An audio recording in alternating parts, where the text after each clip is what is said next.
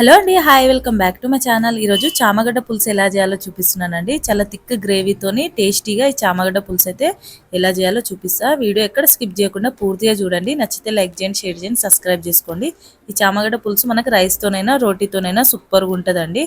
Okay అండి, అసలు late చేయకుండా ఈ రెసిపీలోకి వెళ్ళిపోదాం.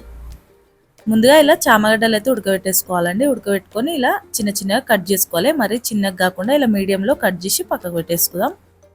నెక్స్ట్ ఒక కడాయి పెట్టుకొని అందులోకి 2 టేబుల్ స్పూన్స్ దాకా ధనియాలు వేసుకోవాలి మసాలా కోసం. ఇలా 2 స్పూన్స్ ధనియాలు వేసుకున్నాక ఒక 1/2 టేబుల్ స్పూన్ దాకా జీలకర్ర కూడా వేసుకోవాలి. ఇలా వేసి కొద్దిగా మెంతులు వేసుకుందాం.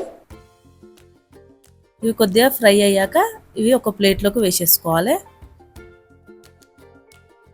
ఇలా ప్లేట్లోకి వేసేసుకున్నాక చల్లగైనాక మిక్సీ పట్టి పక్కకు పెట్టేసుకుందాం.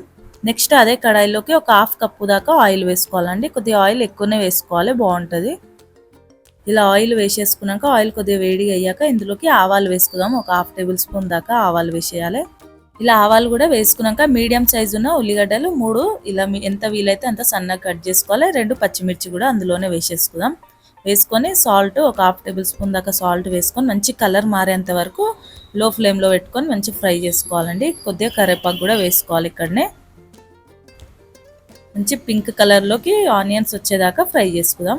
ఇక్కడ చూపిస్తున్నాడు కదండి, ఇలా ఉంటే ఇప్పుడు నెక్స్ట్ ఇందులోకి ఒక 1/2 టేబుల్ స్పూన్ దాకా అల్లం పేస్ట్ వేసుకోవాలి. ఇలా అల్లం పేస్ట్ వేసుకున్నాక పచ్చివాసన పోయేంత వరకు ఫ్రై చేసుకుందాం. నెక్స్ట్ అలానే ఒక 1/2 టేబుల్ స్పూన్ దాకా పసుపు కూడా వేసుకోవాలి.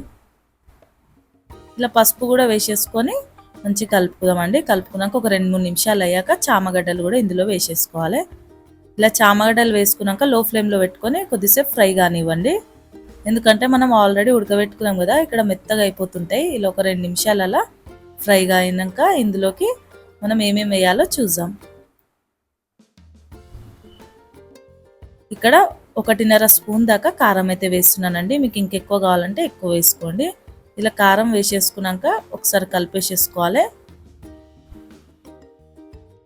ఒక చిన్న నిమ్మకాయ సైజ్ అంతా చింతపండు వాటర్ అయితే ఇందులో వేసుకోవాలండి. ఇక్కడ చూస్తున్నారు కదా, ఇలా చింతపండు వాటర్ వేసుకుందాం. నేను చింతపండు చిన్న నిమ్మకాయ సైజ్ అంతా చింతపండు అయితే నానబెట్టుకున్నానండి. అదన్నీ గుజ్జి తీసేసి వాటర్ వేసేసుకోవాలి. నెక్స్ట్ ఒక 1/2 గ్లాస్ దాకా వాటర్ అనేది ఇందులో వేసుకోవాలి. ఎక్కువ పల్సా చేయొద్దండి, కొద్దిగా చిక్కగా ఉంటే బాగుంటుంది. ఇలా మసులుతున్నప్పుడు మనము ధనియాలు జీలకర్ర అవన్నీ మిక్సీ పట్టుకున్న పొడి ఉంది కదా, ఆ పొడి ఇందులోకి వేసేసుకోవాలి. లాస్ట్కి వేసుకొని ఒక 5 మినిట్స్ 10 మినిట్స్ అలా ఉడికించుకుంటే ఆల్రెడీ మనకి చామగడ్డ ఉడికిపోయింది కాబట్టి ఇక్కడ ఎక్కువ టైం పట్టదు. కొద్దిగా సాల్ట్ ఏమైనా కావాలంటే వేసేసుకొని ఒక 5 మినిట్స్ పెట్టుకున్నాక ఇక్కడ చూస్తున్నారు కదా, ఇలా చిక్కగా అయ్యాక గ్యాస్ అనేది ఆఫ్ చేసేసుకోవాలి. అంతే అండి, ఎంతో సింపుల్ అండ్ టేస్టీ చామగడ్డ పులుసు అయితే రెడీ అయిపోయింది. నేనైతే ఇలా చేస్తానండి, మీరు ఎలా చేస్తారో కామెంట్ చేయడం మర్చిపోకండి. ఇందులో కావాలంటే కొత్తిమీర కూడా వేసుకోవచ్చు, మీరు కావాలంటే వేయండి. అంతే అండి, రైస్తోనైనా రోటీతోనైనా సూపర్గా ఉంటుంది ఈ చామగడ్డ పులుసు. ఒకసారి ఇలా ట్రై చేయండి. ట్రై చేశాక మీకు ఎలా వచ్చిందో కామెంట్ చేయండి. ఇలాంటి సింపుల్ అండ్ క్విక్ రెసిపీస్ కోసం రజనీస్ కిచెన్ వరల్డ్ అనే ఛానల్ సబ్స్క్రైబ్ చేసుకోండి. మరొక మంచి రెసిపీతో కలుద్దాం. బాయ్.